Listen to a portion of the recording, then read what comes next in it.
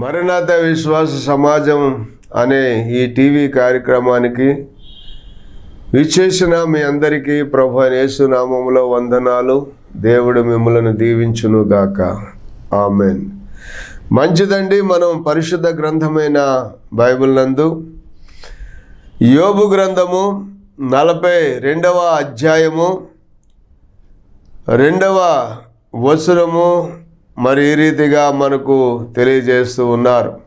యోబు అంటున్నాడు, నీవు సమస్త క్రియలను చేయగలవనియు నీవు ఉద్దేశించినది ఏదియు నిష్ఫలము కానేరదనియు నేనిప్పుడు తెలుసుకున్నాను అన్నాడు. దేవునికి స్తోత్రం. నీవు సమస్త క్రియలను చేయగలవనియు నీవు ఉద్దేశించినది ఏదియు నిష్ఫలము కానేరదనియు నేనిప్పుడు తెలుసుకున్నాను. చూడండి, అనేకమైన సార్లు దేవుని యొక్క సన్నిధానంలో జీవిస్తున్నప్పటికీ కూడా మనకు దేవుడు జరిగించేటువంటి కార్యాల పట్ల ఎంత శ్రద్ధాభక్తులు కలిగి ఉన్నప్పటికీ కూడా దేవుడు కొన్నిసార్లు ఎందుకు ఇలా జరిగిస్తున్నాడు అనే విషయాలు మనకు పూర్తిగా అర్థం కానిటువంటి, అవగాహన కానిటువంటి పరిస్థితులు మన యొక్క జీవితాల్లో ఏర్పడుతూ ఉంటాయి. మరి యోబు యొక్క జీవితంలో ఏర్పడినటువంటి ఆ కష్టాలు, ఆ నష్టాలు ఎవ్వరికి కూడా, భూప్రపంచంలో ఎవ్వరికి కూడా అలాగ జరిగి ఉండకపోవచ్చు. అటువంటి భయంకరమైనటువంటి కష్ట నష్టాల్ని మరి ఎదుర్కొని వాటిలో నిలిచి ఉండి ఈ రోజున ఆ మాట చెబుతున్నాడంటే మనం ఎంతైనా యోబును బట్టి దేవుణ్ణి మనం ఘనపరచాలి. ఎందుకంటే ఆయన చెప్తున్నాడు కదా, ఏమని చెప్తున్నాడంటే, నీవు సమస్త క్రియలను చేయగలవనియు నీ ఉద్దేశించినది ఏదియో నిష్ఫలము కానేరదనియు నేనిప్పుడు తెలుసుకున్నాను. ఎప్పుడు తెలుసుకున్నాడంటండి, మనం 5వ వచనం మనం చదివితే, శ్రమ కలగక మునుపు, శోధనలు రాక మునుపు మరి నేను దూరముగా ఉండి వినికిడి చేత నేను దేవుని గూర్చి విన్నాను, కానీ ఇప్పుడైతే నేను కన్నులారా ఆయనను చూచుచున్నాను అన్నాడు. దేవునికి స్తోత్రం. చూడండి, 5వ వచనం ఏం చదువుతాం, ఏముందో మనం చూస్తే అక్కడ మాట్లాడుతూ ఉన్నాడు, వినికిడి చేత శ్రమ కలగక మునుపు, శోధనలు రాక మునుపు, కష్టాలు రాక మునుపు వినికిడి చేత నిన్ను గూర్చిన వార్త నేను విన్నాను. ఎవరో చెబితే విన్నాను. దేవుడు ఇంత గొప్పవాడని మరి వీళ్ళు చెప్పగా విన్నాను, కానీ ఇప్పుడైతే నేను కన్నులారా నిన్ను చూచుచున్నాను. దేవునికి స్తోత్రం. ఇప్పుడు కన్నులారా చూస్తున్నాను. కారణం ఏంటంటే, శ్రమలు వచ్చినప్పుడు, శోధనలు వచ్చినప్పుడు దేవుడు మరి తను కొరకు ఏ పథకాన్ని అయితే ఏర్పాటు చేశారో ఆలోచించి అమలు జరపడానికి ఇప్పుడు దేవుడు పూర్తిగా మరి ఆ కార్యక్రమాలు జరిగిస్తున్నాడు అని యోబు ఇక్కడ అర్థం చేసుకున్నట్లుగా మనం ఈ లేఖనాల్లో చూస్తున్నాం. చాలాసార్లు మనకు అర్థం కాదు. కొన్నిసార్లు అంతా మంచిగానే మనం అనుకున్నట్లుగానే జరగాలి అని చెప్పి మనం కోరుకుంటూ ఉంటాం. మనం అనుకున్నట్లుగా జరగకపోతే అసలు దేవుడు మనల్ని ఎందుకు ఇలాగ వదిలిపెట్టాడు, అసలు మన జీవితంలో ఇలాగ ఎందుకు జరుగుతుంది అని చెప్పి చాలాసార్లు మరి మనం బాధపడుతూ ఉంటాం. దేవునిని కూడా మనం ప్రశ్నిస్తూ ఉంటాం బిడ్డలారా. అయితే దేవుడు, ఆయన ప్రణాళిక వేరు, ఆయన తలంపులు వేరు, మన తలంపులు వేరు అని యెషయా గ్రంథం 55వ అధ్యాయంలో 6వ వచనంలో ఆయన మాట్లాడుతూ వచ్చారు. మీ తలంపులు వేరు, నా తలంపులు వేరు. మీ ఆలోచనలు వేరు, నా ఆలోచనలు వేరు. మీ తలంపులకును నా తలంపులకును, తూర్పుకును పడమరకు ఎంత వ్యత్యాసం ఉందో, ఎంత దూరం ఉందో మీ తలంపులకును నా తలంపులకును అంత దూరము, అంత వ్యత్యాసం ఉంది అని దేవుడే చెబుతూ వచ్చారు. కనుకనే ప్రియ దేవుని బిడ్డలారా, దేవుని యొక్క సన్నిధానములో జీవిస్తున్నటువంటి మనం మరి భక్తులు పాడినట్లుగా ఎన్ని తలసినా ఏది అడిగినా జరిగేది నీ చిత్తమే ప్రభువా అని మనం దేవుని యొక్క చిత్తానికి మనల్ని మనం అప్పగించుకున్నట్లయితే దేవుడు ఏది చేసినా మన మంచి కొరకే చేస్తాడని మనం నమ్మినట్లయితే దేవుని సన్నిధిలో మనం విశ్వాసంలో నిలకడగా నిలిచి ఉండటానికి అవకాశం ఉంటుంది. కనుకనే ప్రియ దేవుని బిడ్డలారా, ఇక్కడ యోబు యొక్క జీవితంలో అనేకమైన శ్రమలు, శోధనలు, ఇబ్బందులు మరి అనుభవించిన తరువాత ఇప్పుడు దేవుడు తన కొరకు ఏ పథకాన్ని అయితే ఏర్పాటు చేశాడో అది దేవుడు ఆలోచించి అమలు జరపడానికి ఇప్పుడు పూర్తిగా ఆయన కార్యాలు జరిగిస్తున్నాడు అనటానికి యోబు అర్థం చేసుకున్నట్లుగా మనం ఈ లేఖనాల్లో మనం చూస్తున్నాం. ఎందుకని ఆయన చెప్తున్నాడు కదా, నీవు సమస్త క్రియలను చేయగలవనియు నీవు ఉద్దేశించినది ఏదియు నిష్ఫలము కానేరదనియు నేనిప్పుడు తెలుసుకున్నాను అన్నాడు. దేవునికి స్తోత్రం. చూశారా, యోబు ఈ విధముగా మరి అతడు ప్రకృతిని గూర్చి దేవుడిచ్చిన సందేశము వల్ల మరి విషయాలన్నీ కూడా ఆయన నేర్చుకున్నట్లుగా ఇప్పుడు దాన్ని తన పరీక్షలకు, బాధలకు వర్తింపజేసుకున్నట్లుగా మరి లేఖనం ద్వారా మనం అర్థం చేసుకోవచ్చు. దేవునికి అసాధ్యమైంది ఏమీ లేదు, సమస్తమును సాధ్యమే అని దేవుని యొక్క వాక్యం ద్వారా మనం చూస్తూ ఉన్నాం. అదే మాటను మనం చూస్తే ప్రియ దేవుని బిడ్డలారా, ఆదికాండములో 18వ అధ్యాయము 14వ వచనం మనం చదివినప్పుడు అక్కడ రాయబడిన మాట ఏంటంటే, యెహోవాకు అసాధ్యమైనది ఏదైనా ఉన్నదా? హల్లెలూయా. ఏదైనా ఉన్నదా? లేదు కదా. ఆయనకు అసాధ్యమైంది ఏమీ లేదు కదా, సమస్తము ఆయనకు సాధ్యమే కదా. అందుకు చూడండి, అక్కడ మరి ఎవరిని గురించి మాట్లాడారు అంటే మరి అబ్రహాము యొక్క భార్య అయినటువంటి శారమ్మ గురించి దేవుడు అక్కడ మాట్లాడినట్లుగా మనం చూస్తూ ఉన్నాం. ఎందుకనంటే సంతానము లేక అనేక సంవత్సరాలు మరి గొడ్రాలుగా ఉన్నటువంటి శారమ్మను దేవుడు దర్శించి మీదిటికి నిర్ణయకాలమందు మరి తిరిగి వచ్చేదను మీ యొద్దకు, అప్పుడు సారాకు కుమారుడు కలుగునని చెప్పి మరి దేవుడు మాటిచ్చినప్పుడు అక్కడ నిజముగా ఆ సమయము వారు పిల్లల్ని కనటానికి అవకాశం లేనటువంటి పరిస్థితులు వారిద్దరి జీవితాల్లో కూడా ఏర్పడినాయి. అయినప్పటికీ కూడా దేవుడు అంటాడు, యెహోవాకు అసాధ్యమైనది ఏదైనా ఉన్నదా? లేదు కదా.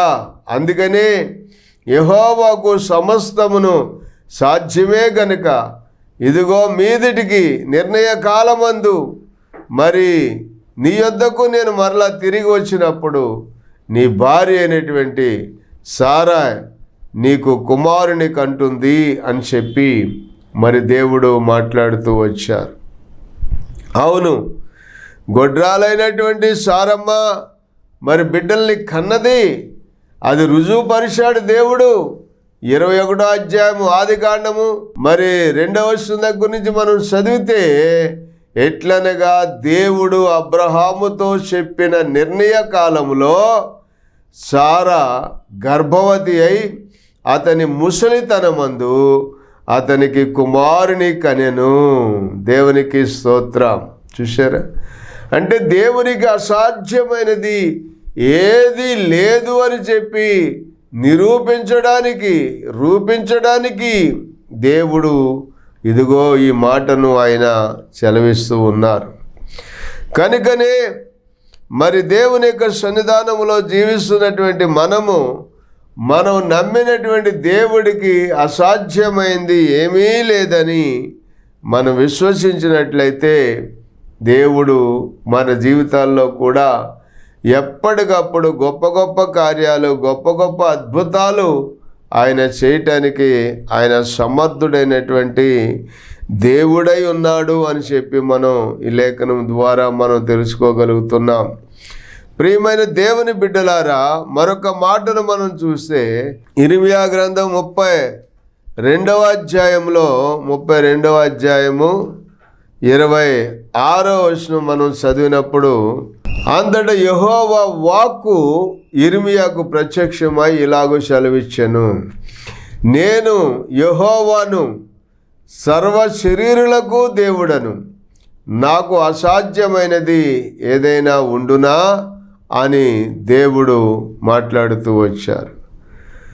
అంతేకాదు దేవుని యొక్క మహాకృపను బట్టి మరి ఈ 32వ అధ్యాయంలో 17వ వచనం దగ్గర నుంచి మనం చదివితే అక్కడ ఏమనుందంటే, ప్రార్థన చేస్తున్నాడు యోబు, మన ఇర్మియా గారు ప్రార్థన చేస్తున్నారు. ఏమని ప్రార్థన చేస్తున్నారు? యెహోవా, ప్రభువా, సైన్యములకు అధిపతియగు యెహోవా, యెహోవాను పేరు వహించువాడా, శూరుడా, మహాదేవా, నీ అధిక బలము చేతను శాసిన బాహువు చేతను భూమి ఆకాశములను నువ్వు సృజించితివి. దేవునికి స్తోత్రం. నీకు అసాధ్యమైనది ఏదియూ లేదు అన్నారు. దేవునికి స్తోత్రం. ఏమండి, భూమి ఆకాశములను సృజించినటువంటి దేవదేవుడు, ఆయన సృష్టికర్త అయినటువంటి దేవుడు ఆయన యెహోవా.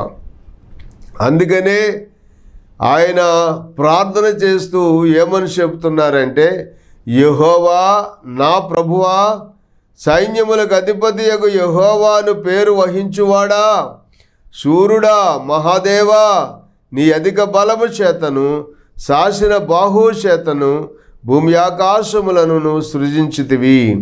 నీకు అసాధ్యమైనది ఏదియూ లేదు. నీవు వేవేల మందికి కృప చూపుచు తండ్రుల దోషమును వారి తరువాత వారి పిల్లల ఒడిలో వేయువాడవు. ఆలోచన విషయంలో నీవే గొప్పవాడవు. క్రియలు జరిగించే విషయంలో శక్తి సంపన్నుడవు. వారి ప్రవర్తనను బట్టి, వారి క్రియాఫలమును బట్టి అందరికీ ప్రతిఫలమిచ్చుటకై నరపుత్రుల మార్గములన్నిటినీ నీవు కన్నులారా చూచుచున్నావు. నీవు ఐగుప్తు దేశములో చేసినట్లు నేటి వరకు ఇశ్రాయేలు వారి మధ్య ఇతర మనుషుల మధ్యను సూచక్రియలను మహత్కార్యములను చేసు నేటి వరకు కీర్తి తెచ్చుకొనుచున్నావు. నేటి వరకు అంటే మన దేవుడు నిన్న నేడు నిరంతరము ఏకరీతిగా ఉన్న దేవుడు అని చెప్పి దేవుని వాక్యం ద్వారా మనకు చదివిస్తూ ఉన్నారు. అంటే ఆయన ఎప్పుడూ కూడా ఆనాడు జరిగించిన అద్భుతాలు ఈనాడు కూడా జరిగించడానికి సమర్థుడైనటువంటి దేవుడు. కొంతకాలములో ఒక కాలములో అద్భుతాలు జరిగి మరొక కాలములో అద్భుతాలు జరగకుండా ఆగిపోయేటువంటి పరిస్థితులు లేవు. చాలామంది అంటారు, ఆనాటి కాలంలో జరిగినాయండి, ఈనాటి కాలంలో ఎక్కడ జరుగుతాయండి అంటారు. ఎప్పుడు జరుగుతాయి మనం విశ్వసిస్తే.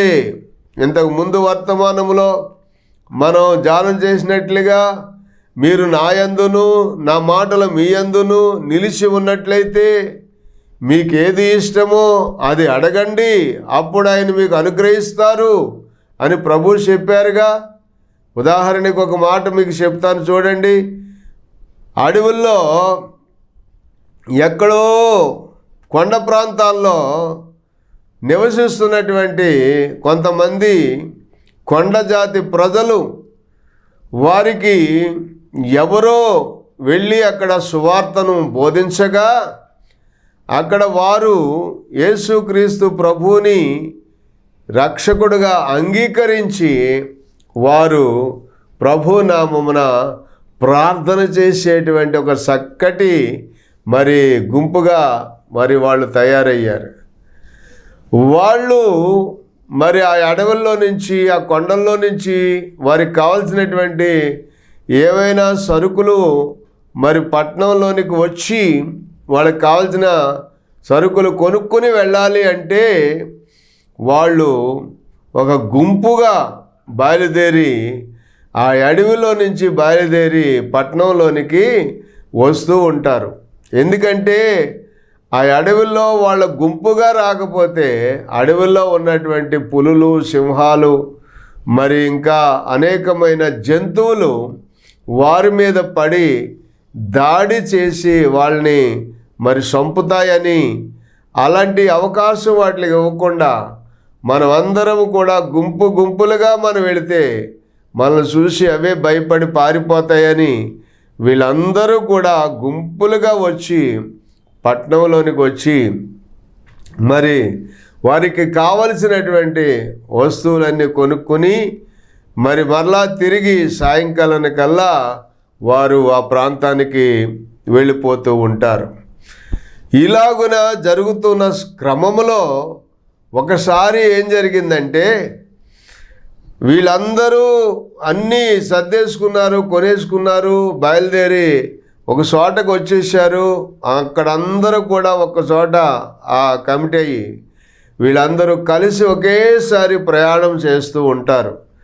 ఇలాగూ ప్రయాణం చేస్తూ ఉన్నటువంటి సమయంలో ఒక సహోదరుడికి ఇంకా కొనవలసినటువంటి వస్తువులు ఇంకా కొన్ని మిగిలిపోని, అవి కూడా కొనుక్కొని వస్తేనే కానీ వెళ్ళటానికి కుదరదని చెప్పి దానికోసమని మరలా కొంచెం దూరం వెళ్ళి ఆ వస్తువులు కొనబోతూ ఉండగా మరి వీళ్ళు బయలుదేరి ముందుకు కొనసాగి వెళ్ళిపోయారు. మీరు వెళ్ళండి, నేను వచ్చేస్తానులే అని చెప్పి అతనే చెప్పాడు. ఆ చెప్పినందువల్ల మిగతా వాళ్ళందరూ కూడా బయలుదేరి వెళ్ళిపోయారు. తరువాత ఈ సహోదరుడు తనకు కావాల్సినటువంటి వస్తువులు తీసుకుని మరి నెత్తి మీద బరువు ఉంది, చేతిలో బరువు సంచులు ఉన్నాయి, వీటన్నిటితో కూడా మరి బయలుదేరి వెళుతూ ఉన్నాడు. పాటలు పాడుకుంటూ వెళుతున్నాడు, దేవుణ్ణి స్తుతించుకుంటూ వెళుతున్నాడు. ముందు వెళ్ళిన వాళ్ళేమో దాటి వెళ్ళిపోయారు. ఇతను వచ్చేటప్పటికి కొంత దూరం వెళితే ఆ కొండ ప్రాంతంలో, ఆ అడవిలో మరి ఒక సింహం దారిలో పండుకొని అతను ఇంకా చూస్తూ ఉందట. ఇప్పుడు గమనించండి, అక్కడ అద్భుతమైనటువంటి ప్రార్థన. ఏంటి ఆ ప్రార్థన అంటే, ఆయన నెత్తి మీద బరువు ఉంది, చేతుల్లో బరువు ఉన్నాయి, వీటన్నిటితో కూడా అక్కడే మోకరించి, ఆ సింహం ఎదురుగుండానే మోకరించి దేవుని సన్నిధిలో ప్రార్థన చేశాడు. ఏమని ప్రార్థన చేశాడో తెలుసా? తండ్రి యేసయ్యా, ఇదిగో ఇక్కడ నేను మా ఇంటికి వెళ్ళాలి, దారిలో అడ్డంగా మరొక సింహం పడుకొని ఉంది, ఆ సింహాన్ని కూడా నీవే కలుగు చేసావు కదా, ఆ సింహాలు కూడా నీ మాట వింటాయి కదా, ఒక్కసారి ఆ సింహంతో మాట్లాడి దాన్ని దారిలో నుంచి పక్కకు తొలగమని చెప్పు, నేను మా ఇంటికి వెళ్ళాలి యేసయ్యా అని చెప్పి చిన్న ప్రార్థన, అక్కడే మోకరించి కళ్ళు మూసుకుని చిన్న ప్రార్థన చేశాడట. వెంటనే ఆయన ప్రార్థన చేసి కళ్ళు మూసిన కళ్ళు తెరిచేలోగానే ఆ సింహం లేచి తన దారిని అలాగ పక్కకి వెళ్ళిపోయి మరలా ఆ దారిలోనికి రాకుండా అది లోపలికి వెళ్ళిపోయింది. దేవునికి స్తోత్రం. ఎంత అద్భుతం చూడండి. అలాగునే దేవుడు ఇక్కడ చూస్తే 19వ వచనం మనం చదివితే, ఆలోచన విషయంలో నీవు గొప్పవాడివి అని ప్రార్థన చేస్తున్నాడు ఇర్మియా. ఆలోచన విషయంలో నీవే గొప్పవాడవు, క్రియలు జరిగించే విషయంలో నీవే శక్తి సంపన్నుడువు, వారి ప్రవర్తనల ఫలములను బట్టి వారి క్రియాఫలమును బట్టి అందరికీ ఫలమిచ్చుటకై నరపుత్రుల మార్గములన్నిటినీ నీవు కన్నులారా చూచుచున్నావు. దేవునికి స్తోత్రం. నరపుత్రుల మార్గములన్నిటినీ నువ్వు కన్నులారా చూస్తున్నావు.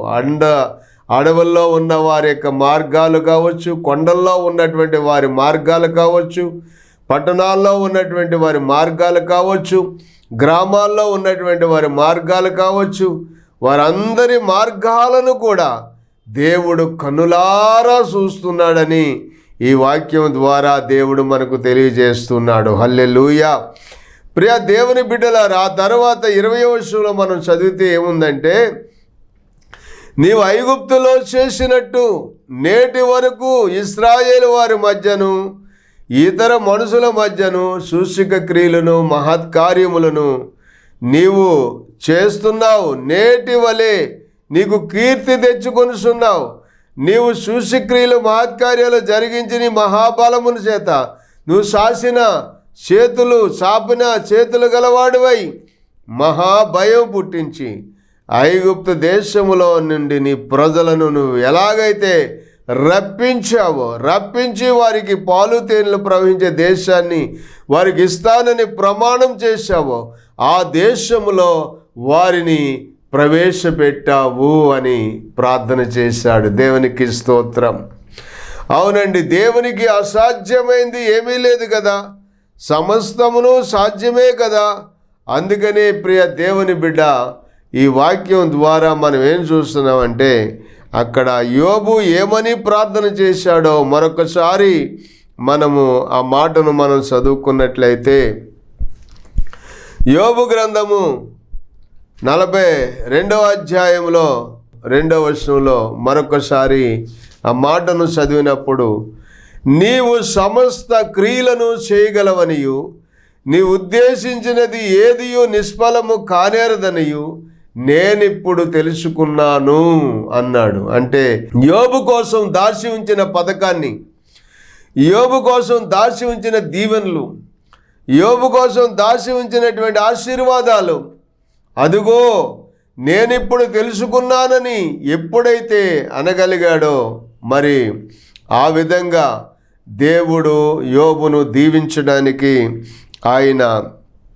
ఇష్టపడినటువంటి మరి దేవుడిగా మనం చూస్తూ ఉన్నాం. ప్రియ దేవుని బిడ్డలారా, తన స్నేహితులు వచ్చి మరి యోబుని ఇంకా నువ్వు అలాగనా ఇలాగునా దేవునికి నీ మీద ఇష్టం లేదు, అందుకనే నీవు దేవునికి దూరంగా ఉన్నావు కనుకనే ఈ శ్రమలు వచ్చినాయి, శోధనలు వచ్చినాయి అని చెప్పి యోబును శోధిస్తూ ఉంటే దేవుడే జోక్యం చేసుకొని మరి ఏమని మాట్లాడారో చూడండి. ఆ మాటను మనం గమనించినట్లయితే 7వ వచనంలో, యెహోవా యోబుతో ఆ మాటలు పలికిన తరువాత ఆయన తేమానీయుడైన ఎలీఫజుతో ఇలాగున సెలవిచ్చెను, నా సేవకుడైన యోబు పలికినట్లు మీరు నన్ను గూర్చి యుక్తమైనది పలుకలేదు గనుక నా కోపము మీ మీదను నీ ఇద్దరు స్నేహితుల మీదను మండుస్తున్నది. కాబట్టి 7 ఎడ్లను 7 పొట్టేళ్లను మీరు తీసుకొని నా సేవకుడైన యోబు నద్దకు పోయి మీ నిమిత్తము దహన బలి అర్పింపవలెను. అప్పుడు నా సేవకుడైన యోబు మీ నిమిత్తము ప్రార్థన చేయను. మీ అవివేకమును బట్టి మిమ్మును శిక్షింపక ఉండునట్లు నేను అతనిని మాత్రము అంగీకరించెదను. ఏలయనగా నా సేవకుడైన యోబు పలికినట్లు మీరు నన్ను గూర్చి యుక్తమైనది పలుకలేదు అని దేవుడే స్వయంగా మాట్లాడారు. ప్రియ దేవుని బిడ్డలారా, దేవుడు దాచి ఉంచిన మేలులు, దాచి ఉంచినటువంటి దీవెనలు ఆయన ఇవ్వటానికి, ఆయన అందించడానికి ఆయన సిద్ధముగా ఉన్నటువంటి దేవుడుగా మనం ఈ లేఖనాలలో మనం చూస్తూ ఉన్నాం. ఎప్పుడైతే ఆ విధంగా మరి దేవుడు చెప్పినట్లుగా తన స్నేహితులు చేసి యోబు దగ్గరికి వచ్చారో, అప్పుడు మరి యోబు 10వ వచనంలో మనం చూస్తాం, యోబు తన స్నేహితుల నిమిత్తము ప్రార్థన చేసినప్పుడు యెహోవా అతని క్షేమస్థితిని మరలా అతనికి దయచేసెను. మరియు యోబు పూర్వము కలిగిన దానికంటే 2 అధికముగా యెహోవా అతనికి దయచేసెను అనే మాటను మనం చూస్తూ ఉన్నాం. ప్రియ దేవుని బిడ్డలారా, చూశారా? అంటే దేవుడు దాచి ఉంచినటువంటి మేలులు, దేవుడు ఒక వ్యక్తి యొక్క జీవితంలో చేయాలనుకున్నటువంటి ఆ ప్రణాళిక, ఆయన చేయటానికి ఆయన సిద్ధముగా ఉన్నటువంటి ఆ కార్యాలు ఆయన ఎప్పుడు చేస్తున్నాడు, ఎలా చేస్తున్నాడు అని చెప్పి మనం ఆలోచన చేసినట్లయితే బిడ్డలారా, మనము సమస్త క్రియలు దేవుడు చేయగలడు అని చెప్పి మనం నమ్మాలి. నా దేవుడు ఆయన నమ్మినటువంటి వారి జీవితాలలో సమస్త క్రియలు చేస్తాడు అని, ఆయన ఉద్దేశించినది ఏదియూ నిష్ఫలము కానేరదనియు నేనిప్పుడు తెలుసుకున్నాను అని. అంటే యోబు చివరి దాకా కూడా దేవుని మీద నమ్మకం ఉంచాడు గనుకనే, ఎక్కడా కూడా విశ్వాసం నుండి తొలగిపోలేదు గనుకనే దేవుడు యోబును దీవించి అతనికి ఆ క్షేమస్థితిని మరలా అతనికి దయచేసినట్లుగా మనం ఆ లేఖనాల్లో చూస్తూ ఉన్నాం. పూర్వము కలిగిన దానికంటే కూడా 2 దేవుడు యోబుని ఆశీర్వదించినట్లుగా మనం చూస్తున్నాం. ప్రియ దేవుని బిడ్డలారా, ఇదే మనం గమనించాలి. నీవు సమస్త క్రియలను చేయగలవని, నీవు ఉద్దేశించినది ఏదీ కూడా నిష్ఫలము కాలేదని నేనిప్పుడు తెలుసుకున్నాను అని కొన్నిసార్లు మనకు శ్రమలు వచ్చినప్పుడు, కష్టం వచ్చినప్పుడు, మనకి ఇబ్బందికరమైన పరిస్థితులు ఏర్పడుతూ ఉన్నప్పుడు దేవుని యొక్క సన్నిధిలో ఆయన మీద ఉంచినటువంటి నమ్మకము ఏమాత్రము కూడా సడలిపోకుండా మనం దేవుని మీద విశ్వాసముతో, నమ్మకముతో మనం జీవించినప్పుడు దేవుడు సమస్త క్రియలు చేయటానికి సమర్థుడైన దేవుడు మన దేవుడు. సమస్త క్రియలు చేయటానికి సమర్థుడైన దేవుడు మన దేవుడు. కనుకనే ఆయన ఉద్దేశించినది ఏది కూడా నిష్ఫలము కాదు, కానేరదని మనం నమ్మినప్పుడు దేవుని కార్యాలు అద్భుతంగా మన జీవితాల్లో జరుగుతాయని మనం విశ్వసించి దేవుని సన్నిధిలో మనం ప్రార్థన చేసుకుంటే దేవుడు నిన్న నేడు నిరంతరము ఏకరీతిగా ఉండి ఆనాడు ఐగుప్తు దేశంలో అద్భుతాలు జరిగించిన దేవుడు ఈనాడు మన జీవితాల్లో కూడా అద్భుతాలు జరిగించి ఆశీర్వదించే దేవుడుగా ఉన్నాడు. దేవుడు మిమ్మలను, మీ కుటుంబాలను దీవించి ఆశీర్వదించునుగాక. చిన్న ప్రార్థన. తండ్రి, మీకు వందనాలు, స్తోత్రాలయ్యా. నీ బిడ్డలను ఆశీర్వదించి నువ్వు సమస్త క్రియలు చేయడానికి సమర్థుడు అని, నీకు అసాధ్యమైంది ఏదీ లేదని, సమస్తము నీకు సాధ్యమేనని అయ్యా విశ్వసించి నాయనా నీ సన్నిధానములో జీవిస్తున్న ప్రతి ఒక్కరిని కూడా నాయనా పోగొట్టుకున్న దానికంటే రెట్టింపు ఆశీర్వాదాలు ఇచ్చి మరలా తిరిగి స్థిరపరిచి బలపరిచి ఆశీర్వదించే దేవుడు అని విశ్వసించి నమ్మి నీ సన్నిధిలో ప్రార్థిస్తున్నాం. ప్రతి ఒక్కరిని కూడా అట్టి రీతిగా ఆశీర్వదించి వర్ధల చేసి మహిమ పొందండి.